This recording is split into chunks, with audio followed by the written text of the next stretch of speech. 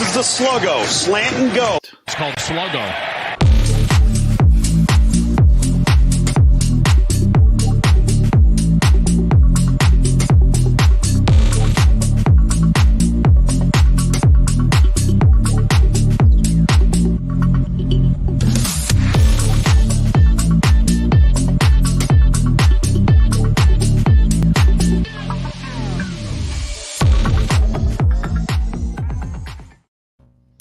Casey the Beef Cregan, for the first time in over a month, we're back together, chatting about life and sports, chatting before the show about our respective children. Mine is a junior in high school, starting his third from the final semester tomorrow. Yours is a little bit younger. Your Christmas was probably a lot more fun than mine. I mean, we had a good time. I got great presents. I think everybody was happy what they got. Parker was happy. He's not very demanding at all as a teenager. He didn't want a Mustang or or something like that. But I remember those 5-year-old days.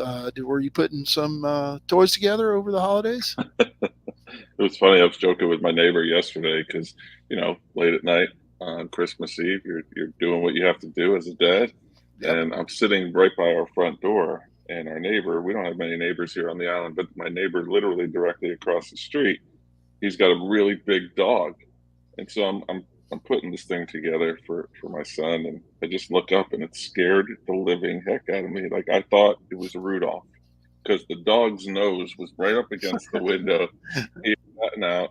He always comes here anyway because I always pet him and I walk him and stuff. But it was pretty funny. Just it scares the bejesus out of me. I thought it was a reindeer, and we didn't have cookies out yet. Well, reindeers don't come without cookies. Hey, what is the toy du jour? Ours was Thomas for like 3 years. It was Thomas the train. Let's go to Toys R Us and get some $40 train that he'd play with twice, right? And so, is there one now that everybody gets and all the kids get? We force feed him Paw Patrol because I think that's the least damaging for the parents, not for him. We don't care. But the tune is kind of catchy, and it's relatively harmless stuff. But he's big in Spider-Man and Paw Patrol, so that's anything that has Spider-Man or Paw Patrol, he'll get it basically. Yeah. Okay. And Matchbox cars. He loves Matchbox cars, which really? his dad really loved too. Yeah.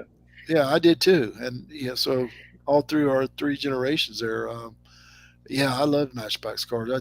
I tell Parker that, and he looks at me like I'm nuts. So, but hey, here's the thing. Here's what Parker asked for.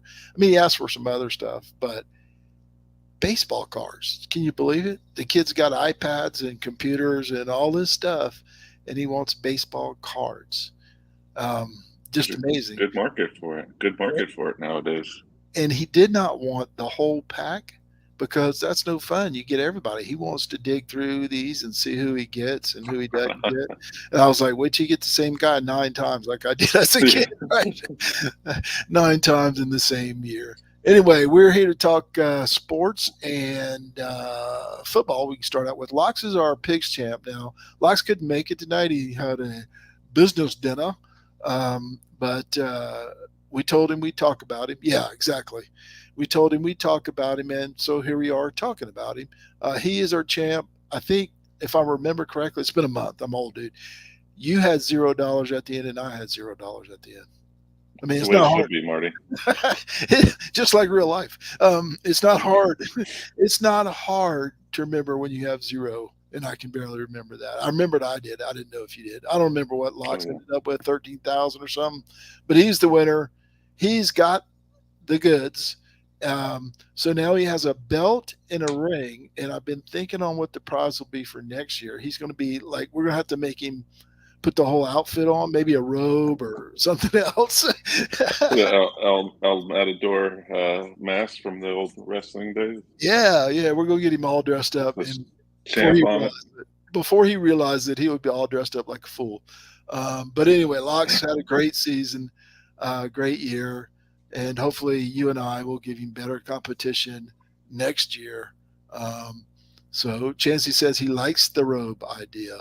Well, we'll have to see if we can find one very cheap. The ring I got um, was a first. What do you call it? Like first time buyer thing. I got like 50% off of. And it's cheap and fake, but 50% off helped, or he wouldn't have been having that ring. I'll tell you that much right now. All right, Beef. I promised you, and there's only 5 people watching. That's okay. We know Chancey's here. Chancey will get to see it. He can spread the word. I actually, after 5 years or however long the ACC network has been on, I've been joking about their commercials, and you and I have been going back and forth, laughing, laughing, laughing. Nelson says, make it a crown. That's a good idea. Good to see, bud. Um, um,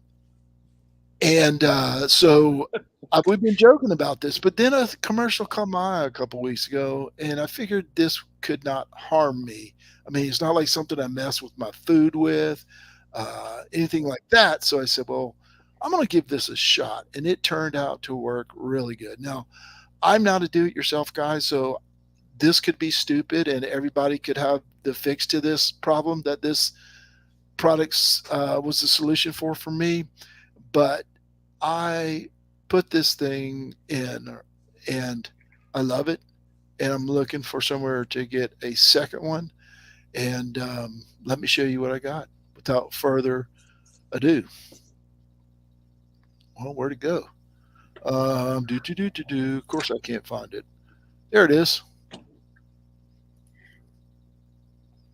It is the Tri-Burst Light. There is, and of course, you can get 2 for $1.75 or whatever the heck they order on those things. But let me tell you something. I had a single light bulb hanging from the whatever it is, 12-foot ceiling in my garage. You can't see anything in there. It looks like a dingy, dark bar at nighttime. I put this thing in there. It has like 180 LED lights in it, and you think you are sitting on the sun in my garage at midnight. It works just fantastic. And now, I'll talk to you in 2 months when the socket explodes and the garage blows up. But the thing works fantastic for what it is, and I'm thinking about putting one in the attic because it's dark up there too, and you're bumping your head, you're running into crap, and doing whatever. But ACC Network got me. It took 5 years. So now we're expecting Tri-Burst to advertise on this show. That's exciting. Yeah, no, that's easily a good ask, right? I mean, heck, you spent $29.98 for shipping and handling. Don't pay anything now. Well, 27.98 easy payments of $1 each or whatever. Anyway, it works. It works. Props to Beef for the Bruce hat. Bucko Bruce. Oh, I was like, I thought he misspelled Bucks. Okay, yeah, that was it. It was the Tri-Burst, and it worked. It worked perfectly, and it's still working. So like I said, I'll talk to you in 2 months when it blows up. Okay, Beef, I think the fans of the show are probably pretty upset that it's not a Spurtle, or it's not an Irish peeler, or it's not those sunglasses that you can wear in the dark and they light up in the dark and they take all the glare away from ever.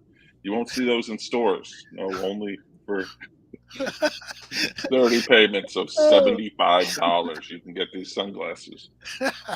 Well, the Irish peeler, I should have got my wife one of those for Christmas. But yeah, this was not a Christmas present. This was just something I thought, because I hate the garage when it's dark like that. And well, sometimes I like it. If I had enough beers, I like it. But sometimes it's dark and you're trying to do stuff out there and it just doesn't work. But never again is that a problem with the Tri-Burst. It's fantastic. Let us know when the lights burn out. and then the replacements are like $400 each. Oh, yeah. 800 LEDs. Yeah, they are. Hilarious.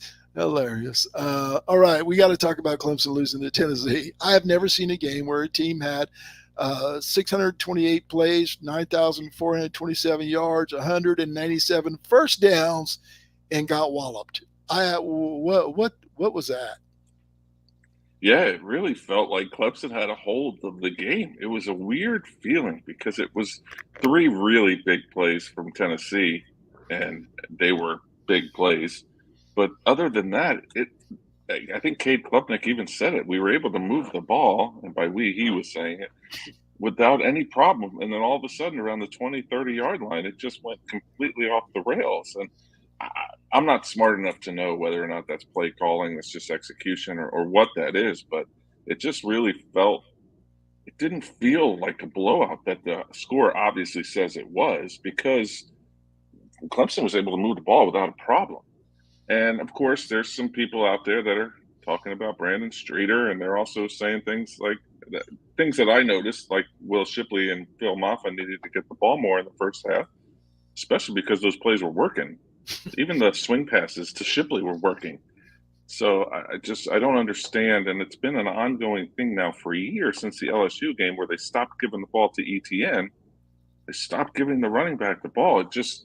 It really just feels like if something's working, well, let's just try to throw this wrinkle in rather than just saying, you know what, we're going to line up again, run the same play. We can run it left and right. I'm very successful playing Madden, just running the same play over and over again. One play.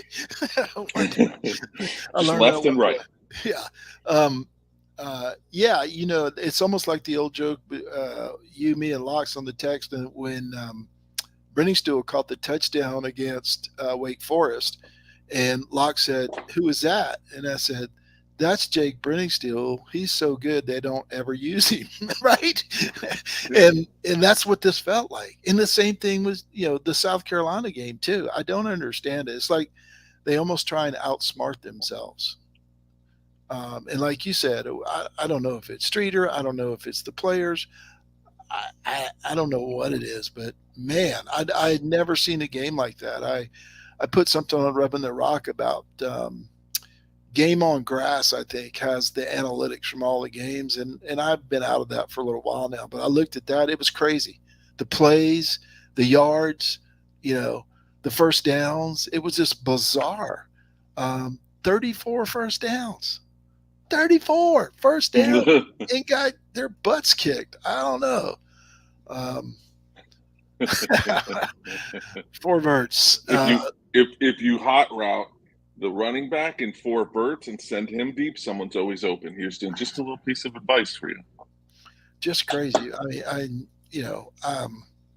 don't know, but anyway, exciting games last week in the playoff. We had a 1-point game, Ohio State and Georgia, which I thought Ohio State was in control of that game for a large portion of it. But obviously not the end. Stetson Bennett got them. How'd your Ohio State friends take that? Well, I was in Naples, Florida, so I wasn't with them, but I'm sure. Well, I do have an Ohio State friend across the street the other way, and I remember he tells the story about the last Clemson game. His wife just basically said, "You're done, and you need to go to bed."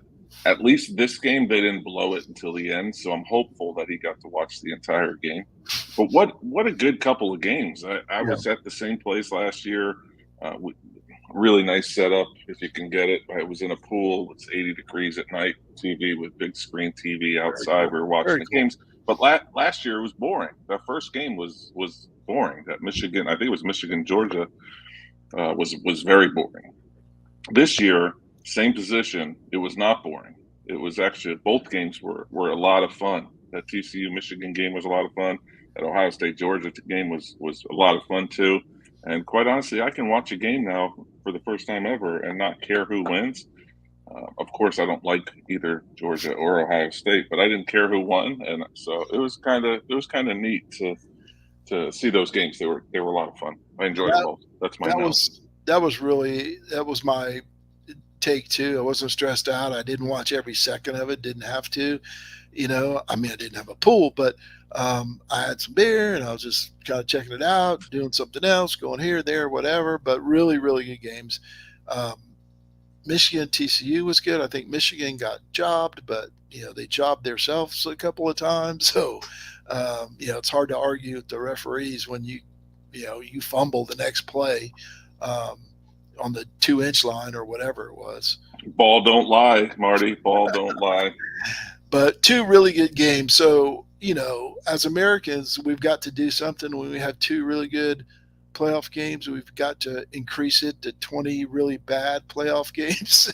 It's the American way. I say that on Rubbing the Rock about twice a week when they do something stupid. That's the American way. It can never be good enough. We can never be satisfied. There always has to be more. The basketball tournament's going to 90 teams, right? You're going to see Charleston Southern and Northwestern Peoria State. It's just crazy. That's the American way. You just can never have enough. It's perfect where it is, but let's do some more. The conferences are perfect at 12.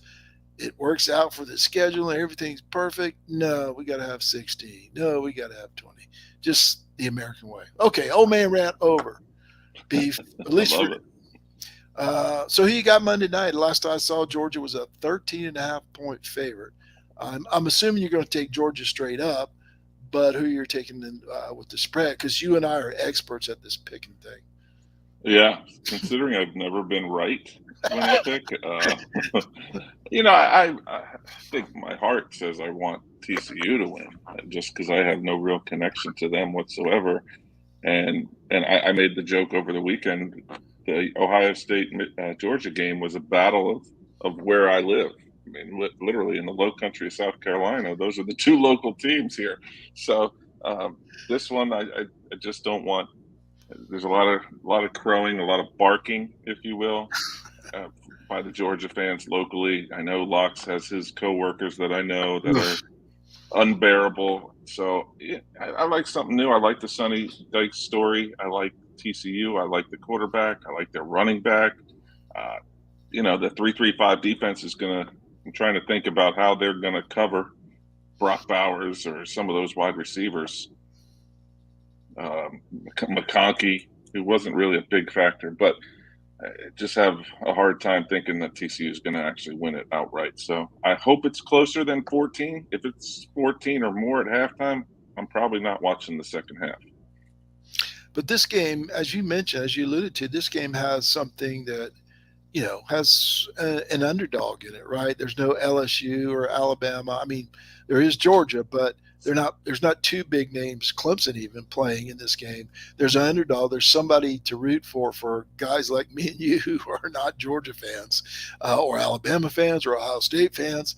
There's another team there that we have the opportunity to root for, and that makes it interesting to me. I agree with you 100%, though. I think TCU is going to have a hard time keeping up with Georgia, but who knows? I mean, who knows? And my favorite thing is TCU being in the final. As I think I put this on the text, is that living here, your Ohio State and Georgia is my Texas, right? You can't throw a stick without hitting a Texas fan, and I try often. And I remember when they were talking about expansion to the Big 12, and I said, TCU, they ought to offer TCU, and the Texas fans my buddies I used to go to lunch with turned their nose up at TCU. Oh, we need somebody better than that. We're Texas, and we need this and we need that, and it's so hilarious to me that they never even made the playoff, and TCU is going to the championship game, and Texas is leaving the Big 12. So it's just kind of funny. Those Texas fans are dying to be in that playoff. I think Max Duggan is good enough to kind of shred the Georgia defense a little bit. I don't know if the TCU defense, which is very athletic and very good, but with that 3-3-5, I think Georgia's just going to find Stetson Bennett's going to just find holes all over that thing that Michigan couldn't, because it worked with the Michigan running game. Kind of. I mean, heck, Michigan scored a lot too, but I can't see it. I hope I'm wrong. I really do, because I would probably put my money on Georgia over in the 13.5, giving 13.5. And so I'm hopeful with my track record that I'm wrong there. He is a baller, but Max Duggan, but he's got to do a lot of balling to make up 13.5 points. So we'll see what happens on Monday night. Hey, Clemson basketball, Beef, your old stomping grounds, 11-3, 3-0 in the ACC, and taking on Virginia Tech in about a little bit over an hour. Um, uh, Good Virginia Tech team. But Clemson is undefeated in the ACC after 3 games. Getting excited here. I Don't haven't think about seen it. anything today. Yeah, don't do it. I haven't seen anything today about Alex Hemingway playing or not. But I think if he doesn't play, they're in trouble because the young guys are getting better. The young guards that are trying to place him, Josh Beadle and the other uh, Hunter, the second Hunter. Um, they're getting better as they get more minutes, but they're not the scorer. Obviously, I mean Hemingway's shooting 50% from 3 point land, and his effective field goal percentage is over 70%. Um, and he's scoring 10 points a game. So those guys are going to struggle to make that up. Um, but taking on Virginia Tech tonight on the road, so it could be big. Nelson, you ain't the only one, and I got an hour on you, buddy. It's only 6:51 here, and it's still a struggle.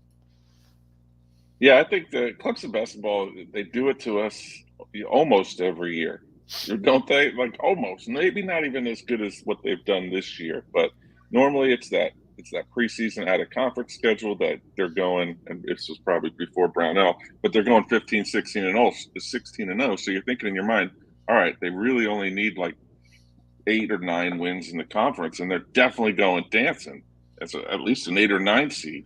And then ultimately they end up with 16 wins, and Yeah. they're 16 and 50. So they do it to me every year, and I tell myself, you know what? I'm going to watch from the fringe and just kind of enjoy it, but I'm not going to get my heart into it. And literally 2 games ago, I'm going, these boys are good. These boys are fun. This is great.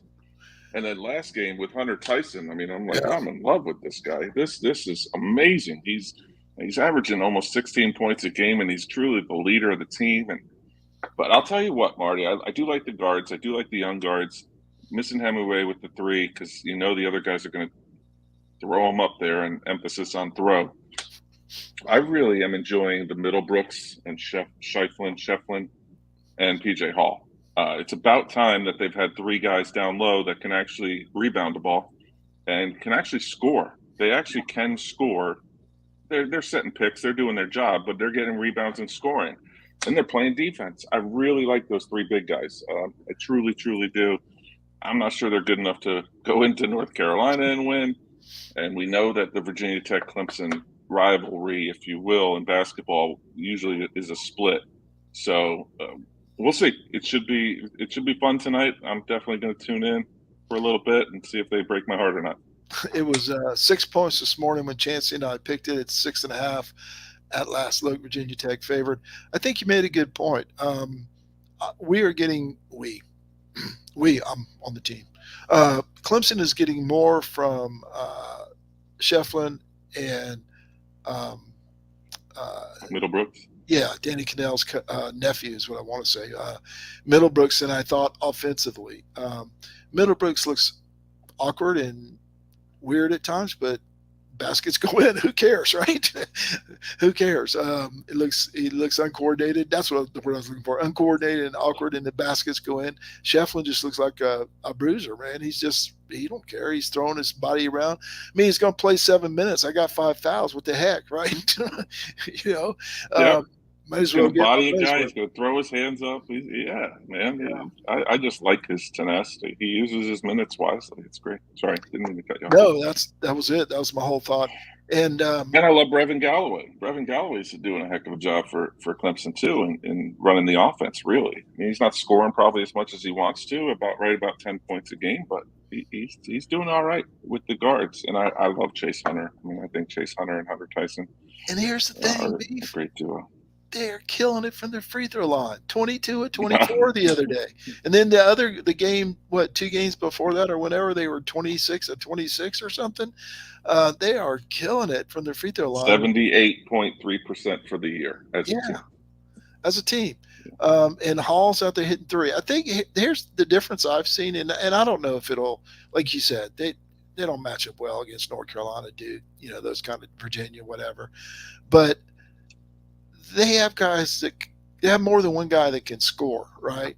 There's no Hemingway, but Tyson hits for 30 points. There's no, PJ Hall only had 5 points, hit a 3-pointer to start the game the other day, had one more bucket the rest of the game, no free throws for a 6'10" guy, and they still won by double digits. That drives me crazy, but that's another story when they start losing. Not getting to the free throw line? Big guys not getting to the free throw line. Yeah. That's historic, and I know they have big guys this year that they didn't have before, but historically, Clemson's always been low, always, in the Brownell era in the free throw department, right? They've never gotten a lot of free throws. Yes, they do in the pre-ACC season, but once the ACC season starts, the opponents get a lot more free throws than Clemson does. Let me see what Nelson says here. Always watch them on a second screen, too scared to get it fully invested, but they are impressing me. Don't do it yet, Nelson. Don't do it. If you've got a third TV, you may want to demote them. Just watch Spurtle commercials on one of them on loop. Try burst. Yeah, I can't help but get kind of invested. And as you would say on Chopping Beef, speaking of kind of invested, can't wait for baseball season, Beef. We're about 6 weeks away. Oh, it's going to be great, and that's right around the time. I don't know if it's going to be great, but that's right around the time that you really could get invested in the Clemson basketball. So that leaves me an out, which I'm very excited about. So just in case they start veering off the wrong exit ramp, I can go right into Clemson baseball. They're probably going to be decent starting the year with their out-of-conference schedule. So maybe that can get me excited and get me off it just in case Clemson basketball starts the nosedive, the annual nosedive. I think what's exciting me the most is I don't know. There's no expectations. I don't know what to expect. None. I don't have any idea of if they're going to go 14-42 or 42-14 or somewhere in between. Third one's probably what's going to happen, obviously. But I'm more excited. Now it's easy looking back and saying this with the way Monty's time ended, but I think I'm more excited about this than I was when Monty came in. Even though I talked to Monty on Twitter and whatever, that was a lot of fun. But I mean, as far as just pure Clemson baseball and having hope, and as I put on Rubbing the Rock the other day, maybe these guys will get to experience Omaha like it's been a long time since anyone on the Clemson staff, I'm sorry, I'm thrown off a little bit, we're big time. We're getting spammed, Marty. We're getting porn spam too, so we are definitely big time. Do you see what the Tri-Burst has done for me? I think they're talking about a different Tri-Burst there, Beef. But the best thing ever. But I just want somebody else to experience Omaha that, on the Clemson team. We keep talking about it and got it on the hat. It's been so long. 2010, Beef. 2010. It's crazy. But anyway. Yeah, I think there is. Go ahead. Oh, I was just going to say, I think there's always a little bit of excitement when you get a new coach. It's a new beginning. It's literally Clemson fans really don't know what they're getting. Heck, they got a guy that coached at Richmond. No, where was he before he was at Michigan? He was at Virginia Tech, was he? He was somewhere. I can't. Nelson will help me, but it's somewhere in Virginia. But anyway, he was at Michigan. So, I mean, if Clemson fans are honest with themselves, they didn't follow Michigan even when they made their run into the College World Series. But this is a Jack Leggett guy, so it kind of checks a box for some of those baseball fans that were very overly critical of Monty. He's going to have Jack back in, so that's goodwill he's bringing to the fan base that wanted Jack involved.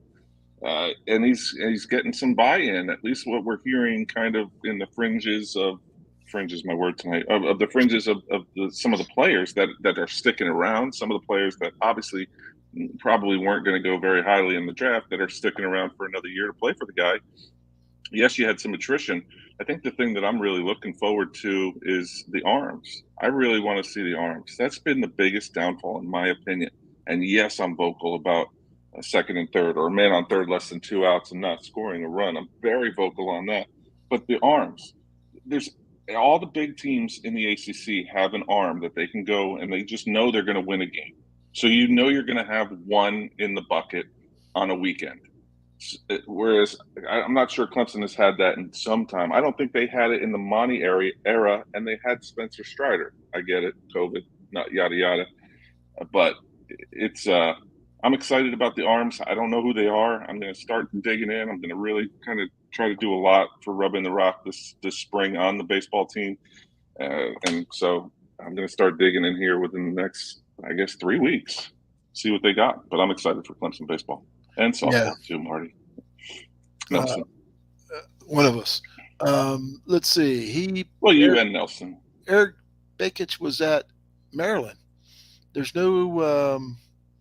Let's see. There's no Virginia there. It's Clemson assistant, Vanderbilt assistant, Maryland, Michigan, and now Clemson.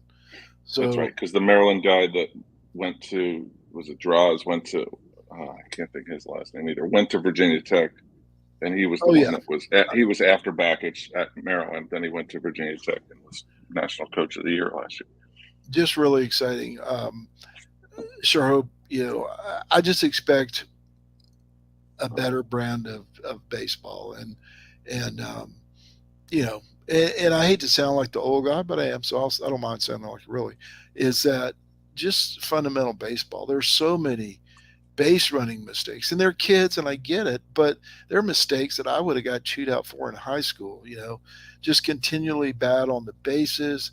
As you said, the arms didn't develop. I mean, Spencer Strider, now I know he got hurt, but he could barely see the mound when he was healthy at Clemson, and then he's pitching coming in second in the rookie of the year like 3 years later. He pitched 90 innings in the minor leagues, and he's in the major leagues.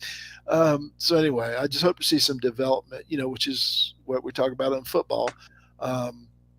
So I'm looking forward to it. Beef got about 6 weeks. So, and I think I'm an old guy too, Marty, in the sense that what I was brought up on, and I say brought up on when I became a Clemson fan as a student in 1995, literally my first baseball game weekend was against the University of South Florida, but I had Chris Benson, Billy Koch, and Ken Vining. They were all first-round picks. I mean, I'm spoiled. I get it, but give me an arm that I know. And Chris Benson lost opening day that day. But he was unbelievable. They lost 2-1. It was. I know bats are juiced now and everything, whatever it may be, but it was just a different brand of baseball. I'm not saying it's Jack. I'm saying it was the guys on the field, which obviously Jack got. But it was. They were running. They were bunting. Situational baseball was just unbelievable in those years. I think he lost it towards the end, but it was unbelievable they bunted. They stole bases. They had Jerome Robinson, Antrell McCray, Henry Stanley. I'll go on for days. I love Clemson baseball, and I just missed we're going to host a super regional again this year, or we're going to Omaha again. Yep. Time in 4 years. Exactly. That's what I meant to say.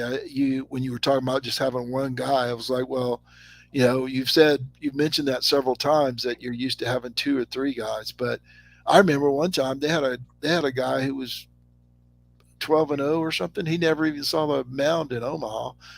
They just had so many guys to throw out there. Man, just amazing. I don't know if people know these names, but Josh Cribb he was in Omaha. He actually probably was the one that lost against South Carolina, but he was just a bulldog. And it's been a long time since Clemson's had a guy that just says, you know what, screw you, give me the ball, I'm going. I know I'm on 3 days rest, 2 days rest, whatever it is, but I'm starting this game, and I'm gonna I'm sorry, South Carolina has had that guy with Phil Roth, and they probably had him last year too with 3 injuries at the starting rotation. They just always seem to have that guy. Houston's saying it in the comments. He wants a Jeff Baker, a guy that'll do anything and hit for 30 home runs. But he'll move over from shortstop to third. I'm sorry, I'm Keegan. That's okay. Monty focused on the bats, right? And they just did not develop pitching, and it just didn't work out. Somebody might have a good day, sure, but as you said, did you count on anybody? No. Did you know who's pitching on Friday, Saturday, and Sunday? Not really. Not the last few years. It's become a joke here with my scary hitters. It's become a joke, but back then, I mean, Houston's saying with Jeff Baker, and then you're following that with Khalil Green, and then you're following that with the big first baseman. I was going to say Jason Embler, but he was mid-90s. Michael Johnson. Yeah, Hey. I mean, it's just, and then you got Tyler Colvin. I mean, who are you pitching to? You know, like now we got strikeout. We might touch a ball on the, slider outside. We'll swing at it. Yep. Double, stranded.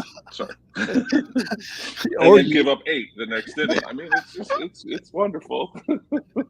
No, here we go. Walk, double, picked off third. Caught. But even I say this here too all the time. But Notre Dame, look at Notre Dame. They don't do anything special. They don't do anything special. They had that J.M. Bertrand who threw poo up there. Literally, he was like 86, 87, and Clemson couldn't touch him. I'm off my rant. I guess we both got one tonight. I was thinking Notre Dame when you were talking about I want to see this and that and the other. I was thinking that's what Notre Dame does. Nothing spectacular. They move the guy over. All their guys look like they're 20 pounds overweight and they can't hit the ball, and they put aluminum or composite on the ball every time and move the runner and bunt when they need to. And it's ugly, but it's wins. And spoiler alert, that's how Michigan got to Omaha 2 years ago. So hopefully he's bringing it here. That's the thing that's got me excited. And we don't want guys bunting every right. inning, but sometimes situationally, you need to lay one down or take a base. And when you need them to bunt, you don't want them to look at you like, I got the wrong sign.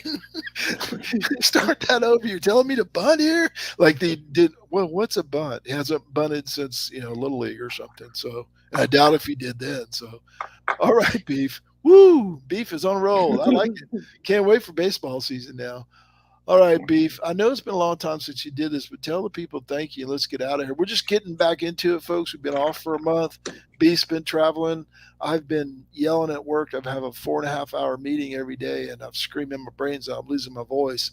But anyway, tell the people we'll be back whenever we're back, whenever our schedules work out.